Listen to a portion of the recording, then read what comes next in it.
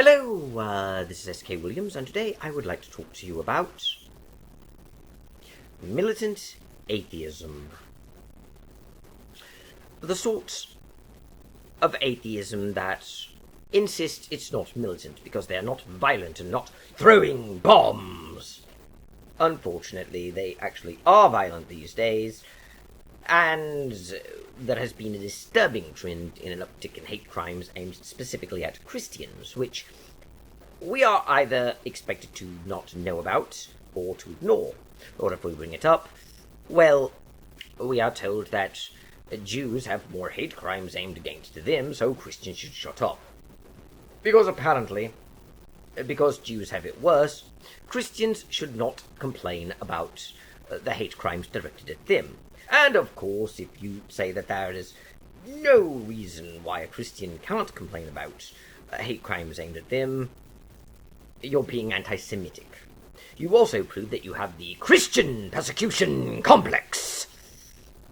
Because apparently a man getting shot in the throat at a funeral, or children being shot to death in a Nashville school, are not major concerns. In fact, children being shot to death in a school is hilarious fodder for jokes about how prayer doesn't work. And if you don't think so, well, it's obvious that you're anti-Semitic, because the person who famously made those sorts of jokes claimed he only removed them from his Twitter account due to anti-Semitic attack. You see how awful those Christians are. So let's not kid ourselves. When I say militant atheism, I am not saying people who merely lack belief in a God. I'm talking about people who hate Christianity. Even though they will inevitably say that they don't hate Christians, they do. They hate all Christians. So whenever they tell you they have family and friends they deeply love who are Christian, they are simply lying. But all their lies are scripted, and I know them all as well. Including the, you must think you're a mind reader, I find it hilarious that you think you know my thoughts and beliefs better than I do. Or, if you tell them that in advance, I don't think it's funny or hilarious. I find you sad and pathetic. Something along those lines. And the reason I'm putting all this in the front, by the way, is to make people aware that I am very already uncertain debt. Aware of all of the scripted dialogue. And, of course, to inform you of another slight problem that has nothing to do with the atheist community, or the self-described skeptic community.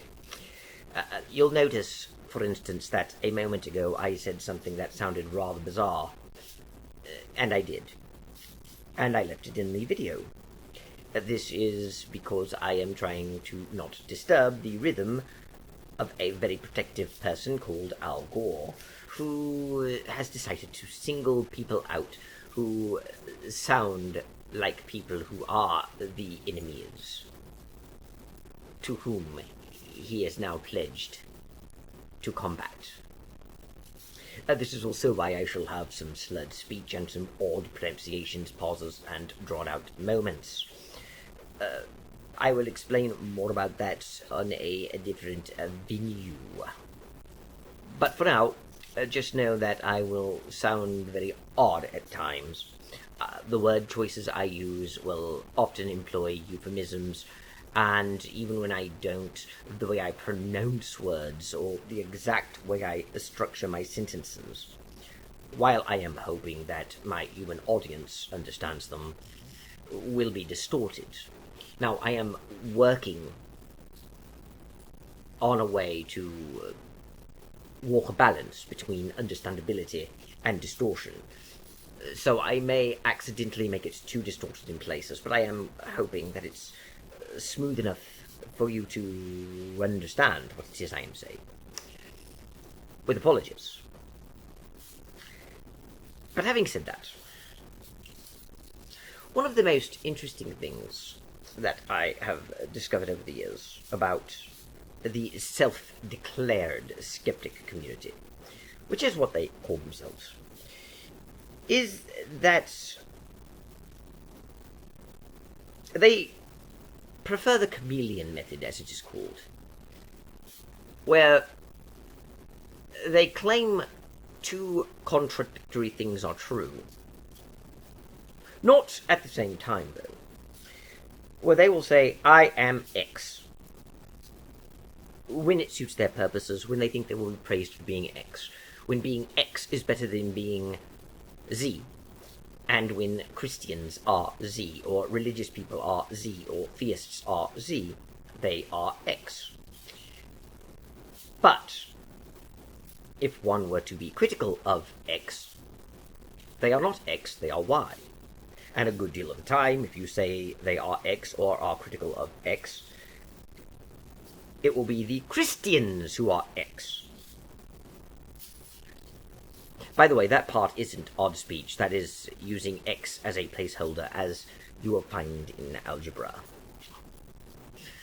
But a good example of that would be that they will simultaneously expect us to believe that atheists merely lack belief in a god, and since they are atheists, they merely lack belief in a god, which not only means they make no claims and have no burden of proof as to whether God exists, which also, by the way, extends to anything else they talk about. They never have the burden of proof on anything, but also means that there's no unity within atheists. That atheists are a herd of cats. They go everywhere. No two atheists are alike. And of course, if you spend much time discussing things with the self-proclaimed skeptics of the atheists community, you soon discover that this is not really true, but they will never address what you see. They will only fall back on word definitions. But then, if talking amongst themselves, or talking about how the world will be better with them under it, or how they contrast to Christians, or the religious, as they say, you will inevitably find them claiming to hold certain values, principles and beliefs. Atheists believe in science. Atheists think that one should be compassionate because you care about other people, not to win brownie points to get salvation. Atheists believe in improving human conditions, unlike the religious who think suffering is just a part of life. Atheists believe this, atheists believe that. And they will even outright state, atheists hold to humanist values. It can't be both, though. You can't be a herd of cats going everywhere with nothing in common with other atheists but your lack of belief in a god, and have a shared belief in science and reason and compassion and, above all, truth. You can't all desire humanist values and not value anything at all in common. And they do the same thing with Christians. They will condemn Christians for believing certain things, like not caring about the environment because the rapture is going to come soon, and why bother caring about something to be destroyed? Or worse, they're actively working to create the end times, and how evil they are for actively working to destroy the world. Or, you don't need to protect the environment, because it was created by God to be exploited by man, so man naturally can't destroy it. It was for man by man, and man is all that matters and can do whatever he wants to the environment. When pointed out that Christians don't believe this, they will invariably tell you that there are some Christians who believe it. In the case that I just told you, there isn't. There are no Christians who believe that. And even if I'm wrong about that, and there are, the vast, overwhelming majority don't. And they condemn all Christians for it. They will then turn around and actually tell you that Christianity is not one religion but several. It's Christianities, not Christianity. And how there is no belief held in common between Christians.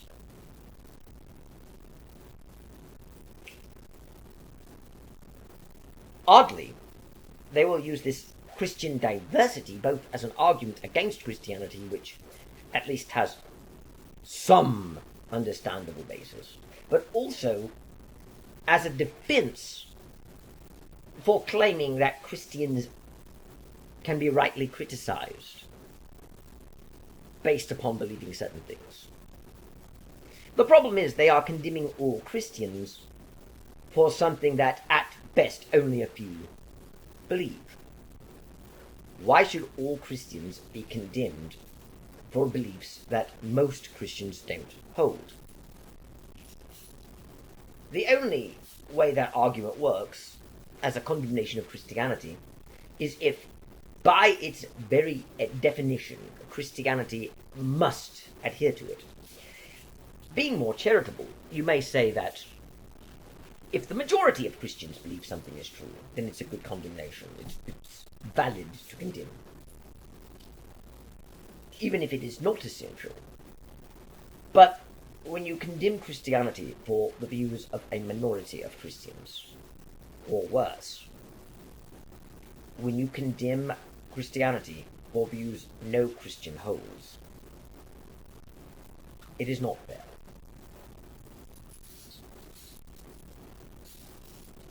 And that's the situation we're in, though, where we have to accept that there are no beliefs that Christians hold in common, and yet all Christians are guilty of what any other Christian does, because they all have the same religion and all have the same beliefs.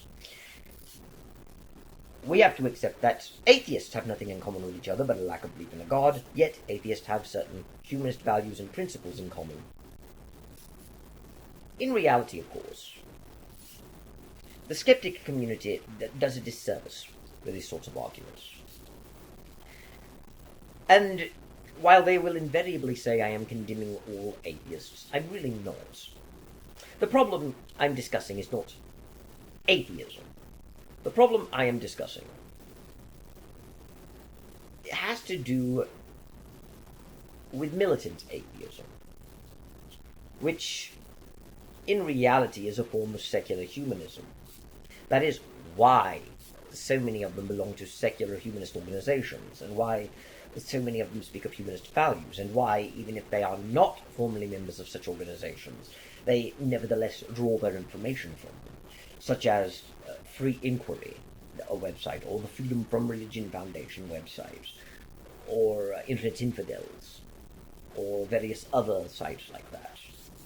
You see, contrary to their claim, they do, in fact, have sources of information that they go to that are not primary, and are not even secondary in the traditional sense, but are internal.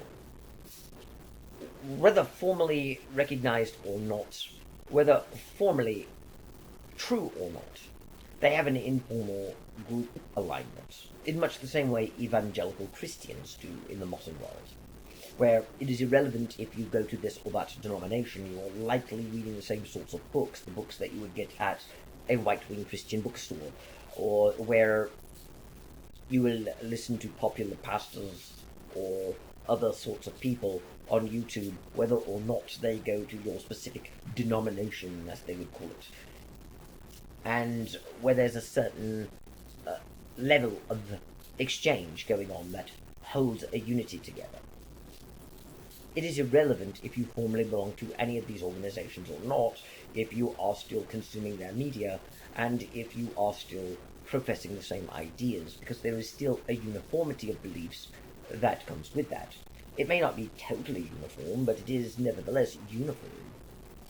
And I'm not going to pretend it's not true for the self-declared skeptic community simply because they claim to merely lack belief in a God, nothing more, nothing less, when it obviously is true because they also claim to hold to humanist values and describe what a skeptic is and what it means to be an atheist. Just as I'm not going to pretend Christianity is harmful for people's mental health, because Christians are ableists who tell disabled people they just need to work harder, and if they have issues, it's because they weren't praying hard enough, and they didn't believe hard enough, and are choosing to sin, and how this creates anxiety, fear, and guilt, and doubt, which causes mental problems to grow worse, and how atheists are filled with compassion and empathy and with understanding and would never tell that to disabled people, while they ridicule me for randomly capitalizing words when I type, even after I told them it's not random, even after I told them I follow a pattern where I capitalize nouns, modifiers, and certain key words, and even after I explain to them I'm legally blind and dyslexic, and I do this to help keep track of the words. You see, they ignore my explanation and continue to say I randomly capitalize words. And I suppose if the super smart atheist community can't see a pattern, there is none, and it's just random. And it's all because of my Christian homeschooling, and how I'm stupid, and how I have bad grammar, and how I need to learn proper capitalization. They ridicule me for my disability while telling me that it is Christians who ridicule people for being disabled. I have never had a Christian ridicule me for randomly capitalizing words. I have never had a Muslim ridicule me for randomly capitalizing words. I have never had a Jew ridicule me for randomly capitalizing words. I've had the tribe of atheists do it, and they are a tribe. The reason I'm ridiculed for that by so many others isn't because they identify me randomly capitalizing words as individuals. It is because they see others do it, and they always say the same things.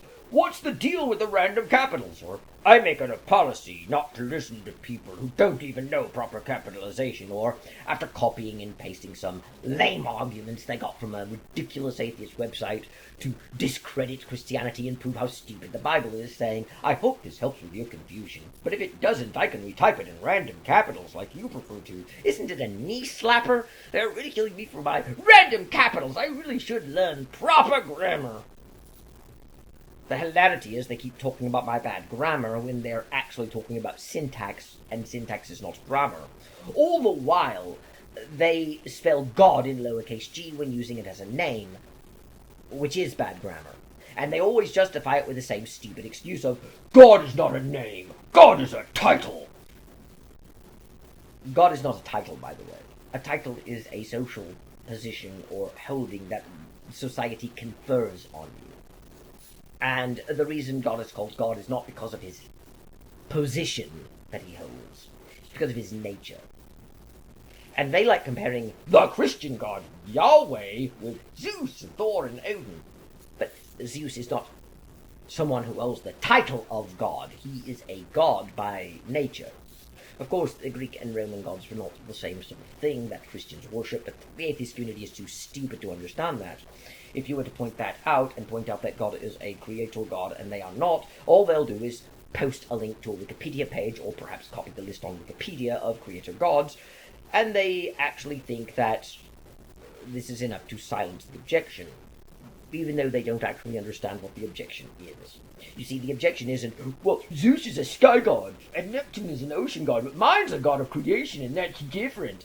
Being a typical theist and typical Christian, I'm creating a distinction that isn't really there. They're all just gods. They're all these supernatural anthropomorphic beings. They're all the same. But fine, since your god is a god of creation instead of a god of an ocean or a god of a sky, here's other religions who have gods of creation.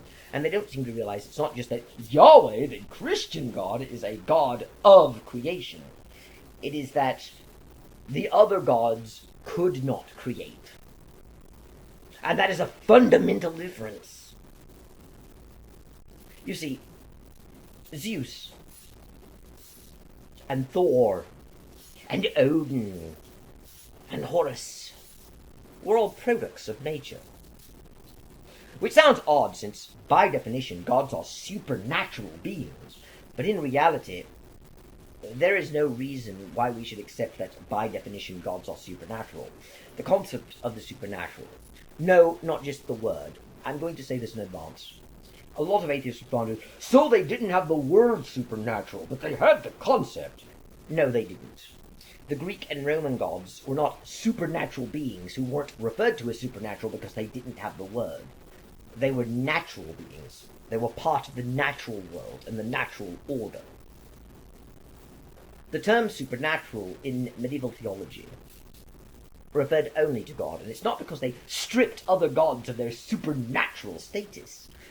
It's because the term and concept come from Christianity, or perhaps Judaism, but not very well developed in Judaism. To be fair, it wasn't developed in Christianity until, again, the Middle Ages. But that's the point. A supernatural being is a being who is superior to or above nature. And the Greeks and Romans did not believe their gods to be above nature. In fact, the Greek and Roman gods were nature. They were the personifications of nature. The stories about them became muddled and confused over time as societies developed and new ideas came in, while the older stories continued to circulate with new explanations and new concepts being added to the overall scheme of things, as well as some ideas being lost to the mists of time. But the one thing that has remained constant is that the gods were not simply supernatural beings controlling a natural force that was independent of them. They were that natural force. Indeed, it wasn't until later antiquity, roughly 200 or 300 years before the coming of Christ perhaps, that the poets and philosophers began shifting more toward a monotheistic view, and where even when they didn't go monotheistic, the ideas began to circulate about them, and the belief in the gods began to be simplified, at first in the masses and then in certain poets, to where the gods were assigned roles in nature.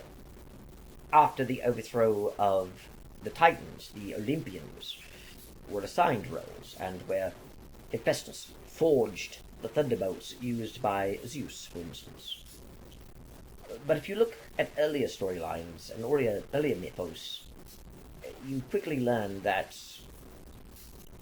when you go back to the pre-Hellenic myths especially, the gods were not separate things that existed in a supernatural world. They were part of the integrated world we live in.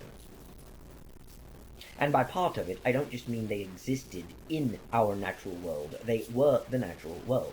Gaia, one of the primordials, was the earth. She wasn't simply a goddess who controlled the earth. She was the earth. Uranus, her son and husband, was the sky. Not simply the god of the sky, but the sky. And that isn't true with God as he is understood in Judaism or in Christianity, even though the same sorts of pseudo-skeptical atheist websites will claim that he was a volcano god or a sky god or something, and claim he evolved and had a wife and all that. And I'm not going to go into the history of it now. I will do another video in the future, so even though you will no doubt accuse me of dodging the issue, keep in mind I am very focused on making a very different point. So I don't want to derail it too much. The point I'm making, though, is that even if it were true that Yahweh was only one god of many, or that it was a volcano god or a sky god or what have you, by the time we have developed Judaism that we can recognize consistently, and by the time we get to Christianity, the idea definitely was not that he was a volcano god or a sky god or one god of many. And it's not really true that he was ever a volcano god or a sky god. Those are silly claims that you saw people come up with in the 19th century, but again, I'll go into that later. But I do want to make very clear that I'm not conceding to that point. But what I am doing is explaining the issue with you.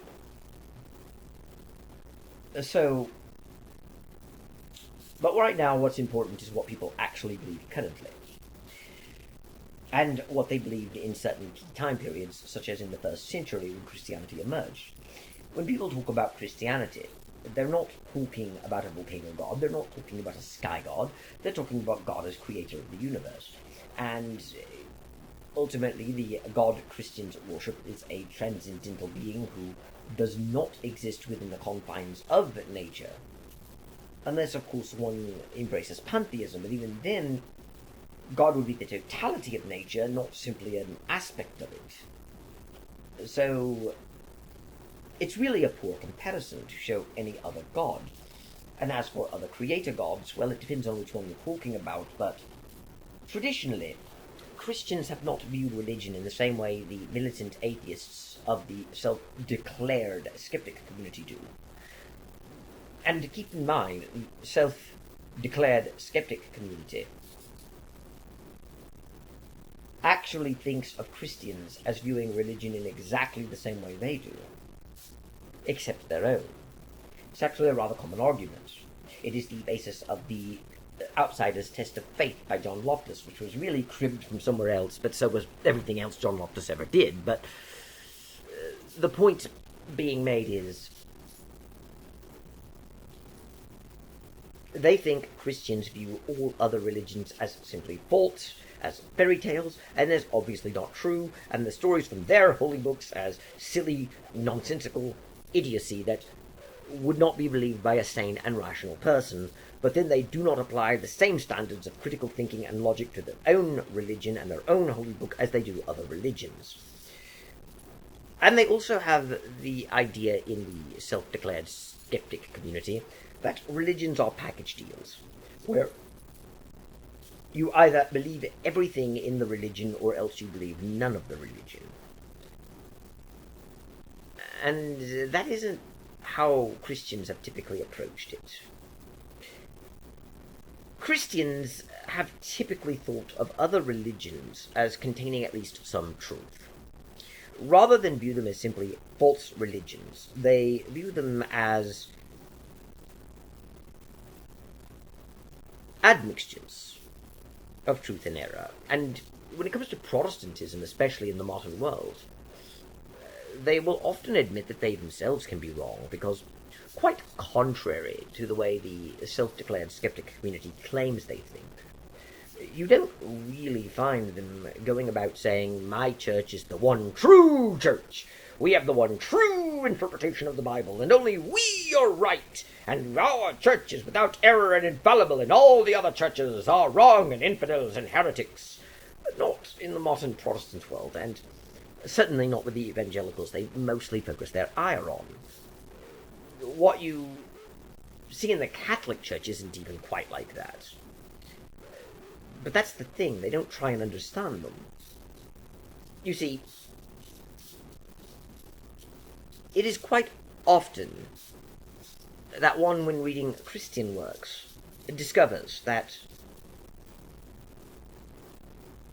they actually thought of creator gods in other religions as simply a localized understanding of the same god they worshipped. And when you look at certain works of the Church Fathers, medieval theologians, or modern-day Protestants, you don't even necessarily find them saying that all the other gods like Zeus and Thor and Odin simply did not exist. Rather, they would say that they did exist, but... And there's a variety of explanations that are used for them. I'm not claiming there's uniformity, and in fact, there doesn't even have to be. You could actually believe all three explanations are true. Perhaps not on an individual-by-individual case, such as Zeus is explanation 1, 2, and 3 together, but you could believe that, over the course of history, certain things were attributed to Zeus from 1, certain other things from 2, and certain other things from 3, or you could also believe Zeus is 1, and only 1, and not 2 or 3, but Odin is 2, and not 1 or 3. What I mean by that is this. The three typical explanations one would hear, and I am being very broad, there are more nuances and perhaps even other ideas that I'm not covering for brevity, which may sound odd considering how long my videos are, but the three general ideas that one gets are either that the other gods were demons, or perhaps angels who were mistaken for gods, the idea that they were actually humans who were deified and had legends added to them, or the idea that they are simply forces of nature, being explained by being given a more personable identity. In all three explanations, one need not deny the existence of these gods, while at the same time one is not regarding them as gods. You see the same thing in the modern world, where certain people, like Stitchin, have proposed that aliens coming down from other worlds were mistaken for gods. I'm not proposing that we consider that theory in this video. I'm simply bringing it up. The point being made is that rather than simply dismissing all these stories of the supernatural from other holy books, Christians have typically believed that there was at least some truth to them. As C.S. Lewis said, to be a Christian is not necessarily to reject everything in all other religions. One only need reject that which contradicts Christianity. So, rather than understanding Christianity as the one true religion, with all others being false in the simplistic, ham-fisted way the self-declared skeptic community claims, what you end up with is a situation where Christians think their religion is actually true and reflects the things about the real world that other people can know about either through their own revelation from God, albeit imperfect, or perhaps through discovery, or even by revelation but not from God. And again, it can even be discovered by observing nature, the human condition. Truth, after all, is truth, and we would expect some truth in every world religion. We would not expect them to simply be false. And yet, that is exactly what the self-appointed skeptic community declares about Christianity all the time. And it simply isn't true. This is not how St. Augustine described other religions. This is not how Thomas Aquinas described other religions. And I'm using the word religions as they do, because they don't really seem to understand that the concept of religion they're working with didn't really exist until the 1500s. Certainly, people worshipped gods and had temples and all that. But the idea of having a special field of human endeavor that is distinct and separate, called religion, was something that did not exist in antiquity. To study religion in ancient Greece would be no different than studying philosophy or studying civics, because to them there was simply no distinction between them. Philosophy, in a way, then, would be the only thing we could look to that would be the equivalent of theology in the ancient world. Simply because it was the philosophers who discussed the gods. It was a philosopher who would discuss if there was one god or many. There were no dedicated theologians, and there were no dedicated religious clerics doing so, because even the priesthoods in the ancient world were less concerned with philosophical questions than with actually performing certain rites. And while one could certainly be both a philosopher and a priest, the fact is that they are still distinct. But this began to change only, at least as far as the greater world was concerned, with the advent of Christianity. Now, Christians don't get to take the credit for it, to be honest.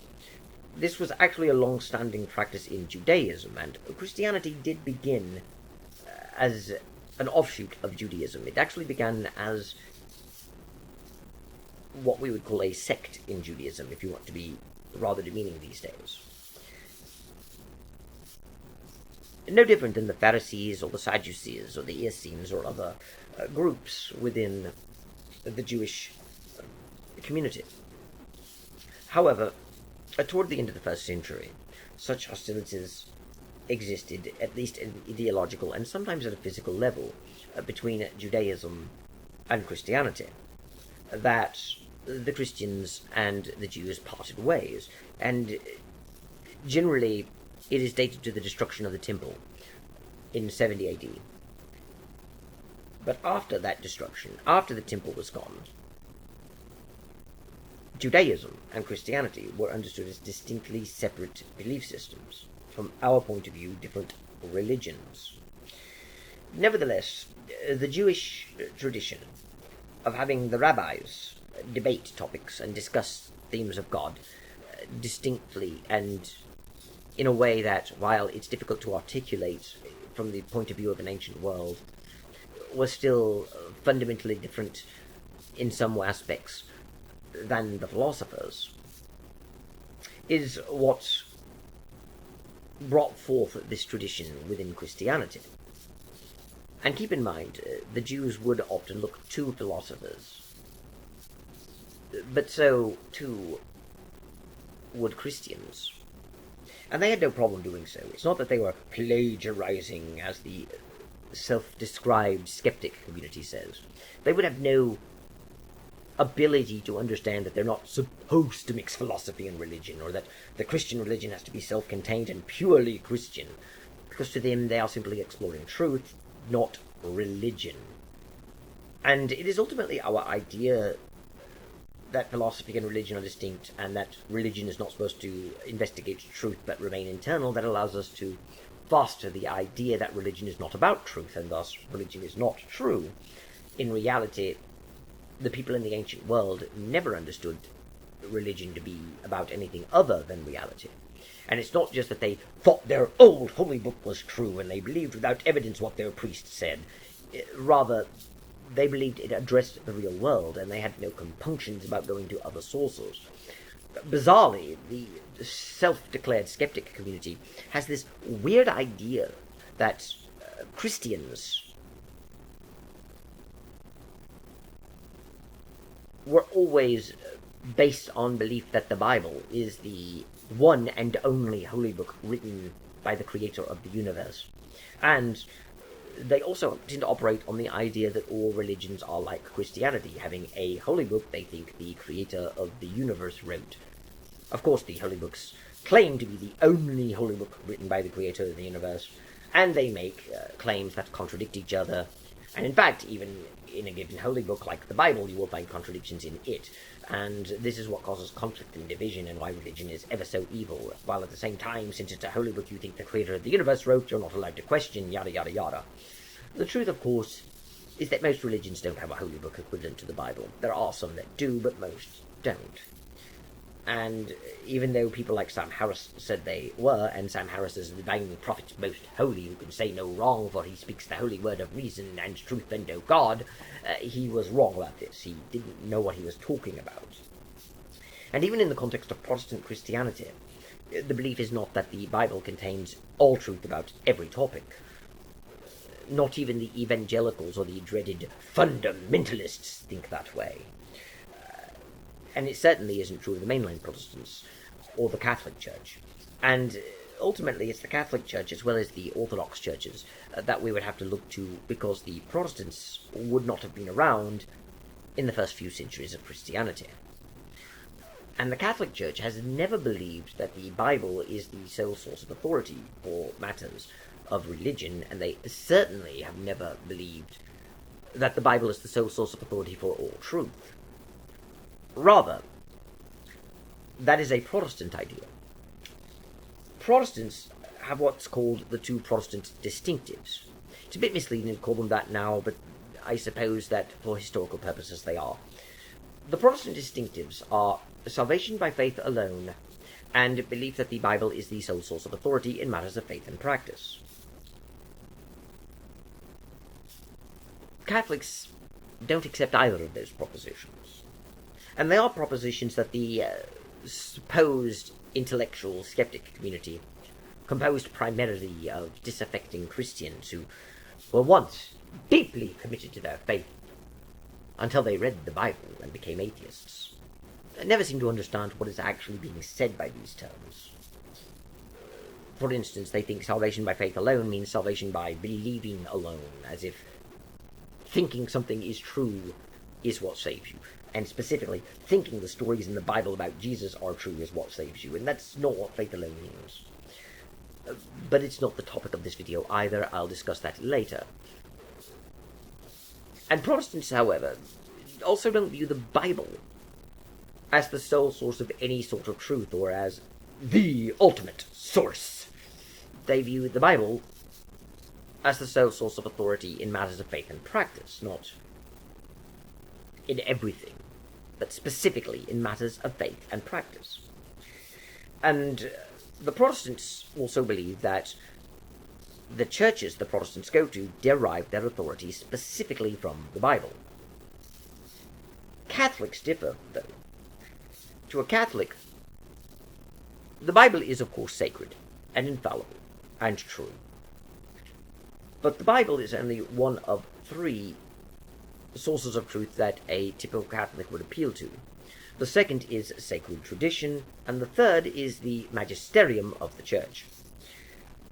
And Catholics also don't believe that the Church derives its authority from the Bible. Nor do they believe it derives its authority from the Bible and sacred tradition alone, and I leave out the magisterium because it would be rather silly to say that. Rather, they believe that the magisterium, sacred tradition, and the Bible all derive their authority from the Church. And the reason it's silly to say about the magisterium, as I would sacred tradition and the Bible, that the Church draws its authority from it, is because the magisterium is actually the clergy of the Church, specifically the bishops, held in conference or council. So, saying that the Church derives its authority from the Church would be silly. However, there is still a distinction between the Church itself and the magisterium, but I'll go into the differences later. The point that's being made here, though, is that they believe that the Church itself is what grants authority to the Bible. The Church itself is what grants authority to the sacred tradition. The Church itself is what grants authority to the magisterium. Rather than the Church deriving its authority from the Bible derives its authority from the Church. But therein lies the problem. For you see, the self-declared skeptic community that is really promoting secular humanism is largely unconcerned with facts and is rarely actually skeptical, especially of the claims of the skeptic community itself. They simply operate on the mythos that is generated within secular humanism and within the modern circles that they travel within atheism, that atheists are superior in intelligence, they're more moral, religion has caused violence, religion and science are at war with each other, atheists are, of course, the champions of science and reason and all that. And this predisposes them, along with a unique, specific hatred of Christianity, to believe various claims about Christianity that are simply not true, that help simplify the narrative, and that over time become integral to it. Explanations for how religion produces violence are not really questioned, they are simply accepted. Descriptions of what Christians believe and think like are simply accepted. And historical claims are simply accepted. And the problem happens when you see people bringing up actual challenges to what they're saying about themselves or about Christians. They will invariably attempt to dismiss the criticism, sidestep it, or contrive some sort of rationale that proves you wrong and then right all along, or else to claim that they never said what you claimed in the first place, while still holding on to the overall issue of religion being false and a lie, and how their beliefs are superior to yours and are true, and they never want to admit that they hold to a belief system that is itself the one that was believed by people who did horrible things, and they certainly don't want to admit that the beliefs they hold to ever led to any sort of evil in the world.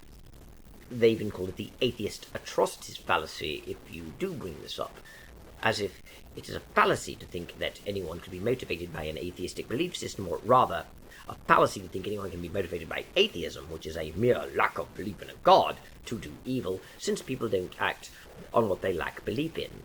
They say this even as they themselves act in the promotion of atheism and that understanding of what an atheist should be, discrediting their entire argument while they're making it.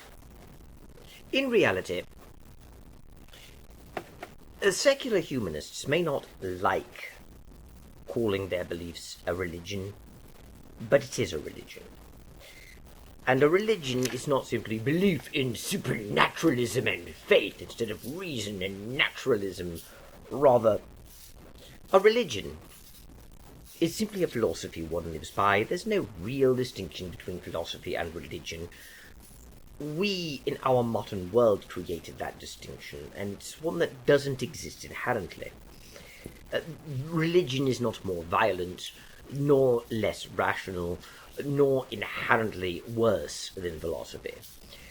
It is simply the same thing as philosophy, and while certain beliefs or practices may be more rational than others, what you still end up with is a range of how rational one's beliefs are, rather than something clear-cut like religion defining it for you. And what they really want when it comes to the self-declared skeptic community is not for people to think rationally or logically or to employ critical thinking. They don't want people to start using evidence-based thinking. What they want is for everyone to embrace secular humanism, whether or not they actually realize that's what they're doing. It's really about the promotion of specific beliefs and values and practices, not a lack of belief in a god, not reason, not science, not critical thinking, but ideology. An ideology they will not allow one to criticize or doubt, and that is supported by certain beliefs that you are also basically required to hold, and that will only be modified should it become necessary to do so to preserve the overall narrative. This is why, for example, you will hear about how it was not Christians, but atheists, agnostics, and deists, motivated by the Enlightenment and its ideals and the rights of man and Thomas Paine, that led to abolitionism, and only sometime later did some few Christians join, but even they were from radical liberal denominations, and even then they were a minority within their denominations, that all of the Christian churches, all of the denominations, supported slavery, and no church supported abolition until around 1840. This is done so that the atheist, agnostic, and deist can be shown to be superior to Christians. They were the ones fighting for abolition. And we don't learn about the free thought contribution and the rationalist contribution to abolition because we learn about this lie that it was Christians, even though Christians were the ones supporting slavery. They were the villains of history, we are told.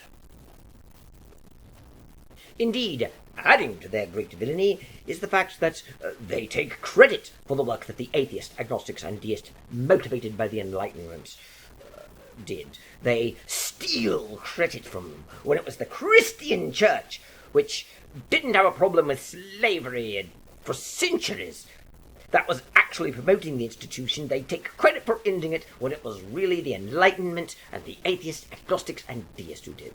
And of course, this isn't true. This is a lie.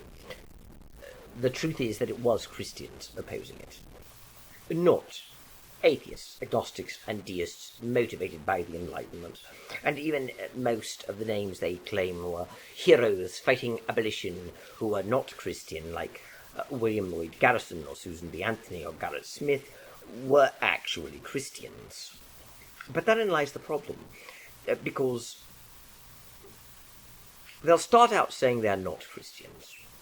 And if you point out that they were, rather than admit that they were wrong, they'll say that they were radical Christians whose beliefs differed from mainstream Christianity, and will often say things like, they were closer to freethinkers than Christians, or closer to rationalists than Christians. But keep in mind, they earlier had said they were not Christians at all when they say this. So even if they are right, and they were not conventional Christians and were closer to atheists, which is what they really are talking about when they go with freethinker and rationalists, than they were to Christians, it still doesn't change the fact that they were Christians. And it's especially irritating since, according to their rationale, a certain Triple K organization can be used to blame all Christians for evil, even those that opposed it, even those that the Triple K hated. In fact, if you point out that the Triple K hated the Catholic Church and still hates the Catholic Church, what you'll get told is Christians have had centuries of hating and fighting other Christians. They act as if saying that makes it okay to blame all Christians, including Catholics, for the existence of the Triple K, because the Triple K have the same beliefs, and it's obviously their fault. But you are literally blaming people who they target. You're literally blaming the victims. And by the way, I'm not playing the victim. They really were the victims of Triple K violence. The Triple K actually did attack and even kill the Catholics. So it really is rather disgusting to blame Catholics on the Triple K and to blame other churches that opposed them and were often targeted on them just because they both, in the words of the self-described rationalists, love Jesus. Them both loving Jesus does not make them the same. There's more to it than just loving Jesus. Just as claiming atheism is a lack of belief in a God, and claiming that no one ever does anything in the name of what they don't believe in will not change the historical reality that communist countries who, according to the dogma of the holy religion of atheism, a name I give to their form of secular humanism, they will ignore that and say I called atheism a religion, that they killed in the name of communism, not atheism. In reality, they killed in order to promote an atheistic belief system, which means that atheism was indeed an inherent part of what they were doing, and further, they did what to eliminate belief in God. They were killing in the name of atheism. When you have a country that is officially state atheist, when you have a country that will not allow you to be in the government unless you are an atheist, will not allow you to work a government job unless you are an atheist, will not allow you to attend university unless you are an atheist, that mandates everyone go to public schools where religion is ridiculed and atheism promoted, that restricts religious freedom to certain given areas, and that will use various excuses to arrest and to exile and to send to mental institutions and even execute people for being overly religious, as they would call it, or for believing in a god. It is fairly obvious that the Soviets really did kill specifically to eliminate belief in God, and specifically to promote the belief that God did not exist. And keep in mind, contrary to the mythos that atheism has always been defined as a lack of belief in a god, and this is a 3,000-year-old definition going back to ancient Greek and the word atheos, the truth is Anthony Flew invented the lack of belief in a god definition in the 1970s. It is true he was influenced by 19th century free-thought works, but none of them actually defined atheism as a lack of belief in a god, no matter what popular atheist YouTubers may say. So the Soviets, before the 1970s, would not have been able to understand their atheism as a lack of belief in a god, and even after that, probably didn't care what a Westerner said anyway. But that's the point. Quite often, the modern-day skeptic community is not very skeptical about claims they read on atheist websites or hear on atheist YouTube channels. They believe without evidence whatever supports the mythology, and when something outside of them challenges the mythology, especially another atheist, they must defend it. With Christians, they will often just dismiss it as lies, for Jeebus, and all that other nonsense, as apologetics. But Simply defining apologetics as dishonest does not prove that the statements that are being made are false. Then again, being critical of apologists, saying they're all dishonest, and telling us that you can't trust them for any information is what prevents the self-described skeptic from actually learning what Christians believe. And again, while they all, or at least most, claim to have been devout Christians until they read the Bible and became atheists, the truth is they don't really know what Christians believe. They don't understand the religion they're critical of. And they refuse to learn what Christians believe, even though they wish to persist in their criticism. But they also wish to believe that it was atheists, agnostics, and deists, especially after the Enlightenment, who brought about any positive reform and social change, and are the heroes of history, who of course go unsung because of the evil, lying, dishonest Christians taking all the credit for the advances of the atheist community, when in reality Christians have held back progress and brought about nothing but evil and degradation, when that isn't the reality that we see. Especially considering the same self-described skeptics insist nowadays that eugenics was actually pushed by the Christian church, and Christians and atheists, agnostics, and deists opposed it and recognized it was a pseudoscience. Or else they'll claim that there is a difference between positive and negative eugenics, and freethinkers and rationalists promoted negative eugenics, which was a belief that children born of parents who loved each other and who were desired, children of parents who loved them, would grow up healthier and more intelligent. Negative eugenics there was nothing wrong with, and it was that which the rationalists and freethinkers promoted. It was actually Christians promoting positive eugenics, of sterilizing the unfit and creating a master race. And of course, you can tell all of this is not really true either, since if you actually look at what negative eugenics was, it is not simply a belief that children who are born of parents who love each other and who want children and are loved will grow up healthier and more intelligent.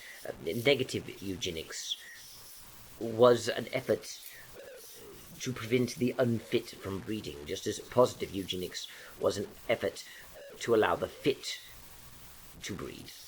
The better stock would be placed with other better stock, and you would select who breeds with who based upon certain characteristics in positive eugenics. As Richard Dawkins said, as he's promoting essentially eugenics, if you want a better runner, you breed with other runners. If you want a better mathematician, you breed with people skilled with mathematics. You breed people for the professions they do. That would be positive eugenics, and negative eugenics would be sterilizing people who you deemed as unfit and who would produce dysgenic children. It isn't really true that negative eugenics, as Atheist Scholar and other sites say, is a belief that children born of parents who love each other and who wanted children and grow up loved will grow up healthier and more intelligent. That is not what negative eugenics actually was. But at least Atheist Scholar did not try and deny freethinkers and rationalists, as they called themselves, promoted eugenics, like P.Z. Meyer did, who claimed that eugenics was a creationist pseudoscience that was presented as an alternative to evolution, claiming that evolution is dependent on the belief in natural selection, and people who believed in eugenics denied the existence of natural selection, believing in artificial selection and calling it a form of intelligent design, when in reality artificial selection simply means not allowing the blind forces of nature to play out without any sort of planning, and to seize power over our evolution. People who believed in eugenics, and still believe in eugenics, do not deny natural selection exists. They simply believe that through artificial selection we can do a better job than blind nature could. And that is the problem, because if you actually read freethought materials from prior to World War II, many of them support the beliefs that would go into the third kingdom of our dear, dear, dear Mr. Wolf. he's using an alias because of Al Gore and his rhythm. And you will find that it was not centuries of Christian anti-Elvinism that led to the great conflagration, the number 2, but rather the ideas of people like Herbert Spencer, Carl Pearson, and Henry Lapland. You will find that rather than being inspired by Christian beliefs, the acts of the third Richter in Germania were actually motivated by a firm belief in science. I am not saying that, though, to vilify science, but at the same time, we can't just assume that science good, religion bad, and pretend that science has never been used to do evil. And by used to do evil, I don't just mean developing weapons and technology. That ideas and philosophies rooted in a deep belief in science have not motivated evil. The problem, of course, is not with science in general, but with specific beliefs. But the same can be true of religion. The idea that religion is inherently evil or inherently violent, while science is inherently good and can only be corrupted into evil by introducing outside forces to it, is itself rather silly. In the end, we are dealing with something more complex than science versus religion, and we are dealing with something more complex than the idea that religion is inherently violent. We're simply dealing, though, with ultimately collections of beliefs, not one big thing called religion or one big thing called science.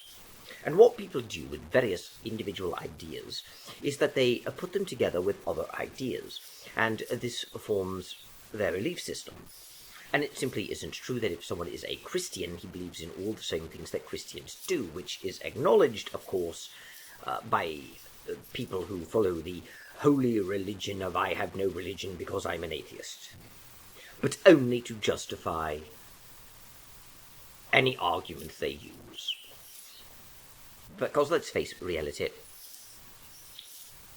they act as if following religion will inevitably lead to certain things, and it simply doesn't lead to those things. They say that Christians believe certain specific things and will inevitably lead to certain things, and that's not true either. There is no reason, for instance, to think that being an atheist would make one not racist. There is no reason to think a belief in science will make you not a racist. There is no reason whatsoever to believe that being a Christian will make you racist, or that the Bible is racist, even with all those supposedly racist Bible verses that no one thought of as racist until, well, the modern-day atheist community. Even people in the 19th century arguing for slavery did not use the verses they claim are obviously racist.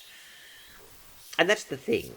You're ultimately not determining what people will do based on their actual beliefs. You are generalizing all Christians and ultimately all religious people and acting as though they believe certain things and will behave a certain way when they very clearly don't, whilst doing the same thing with atheists. Oddly enough, though, the same atheist community will criticize people for generalizing all atheists.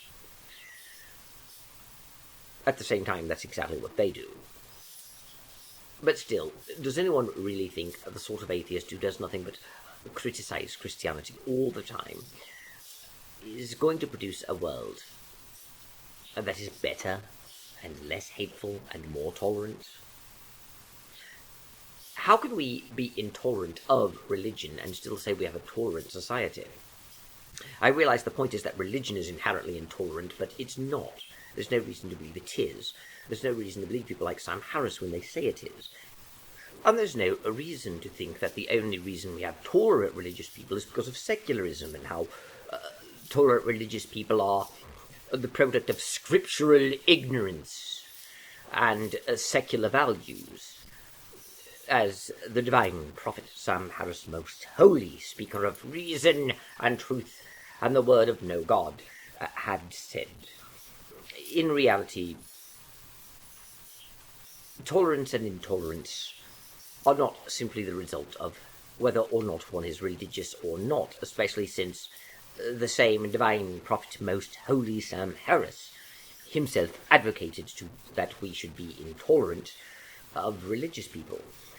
His basic rationale being religion is intolerant, therefore we should not tolerate it. It's ridiculous, but he was literally arguing that the tolerance of a secular society cannot exist with religion, so it has to be intolerant to protect tolerance. All while denying religion can be tolerant and saying that religious people who are tolerant are religious people who don't take their religion seriously and are really secularists. And it's nonsense. That's not really the truth either. But that is the point, isn't it? They never quite realize that the history that they believe in is false. They never quite realize that what they're saying is not true. Because they can't realize that. Because they don't want to realize that. They insist on not realizing that. And that is why they have to present a very false view of history as well to go with it. I believe I've said enough on this topic, though, so I shall take my leave of you. Thank you. Before I do that, I will apologize for the oddity of my speech patterns of late. As I've stated, it is due to a certain necessity that has been inflicted upon me. I am trying to create a better balance between understandability and oddity and distortion. I am still working on it. I'm hoping this is at least a little better than my other efforts, but thank you for your patience with it. And I shall take my leave. Thank you, God bless, and goodbye.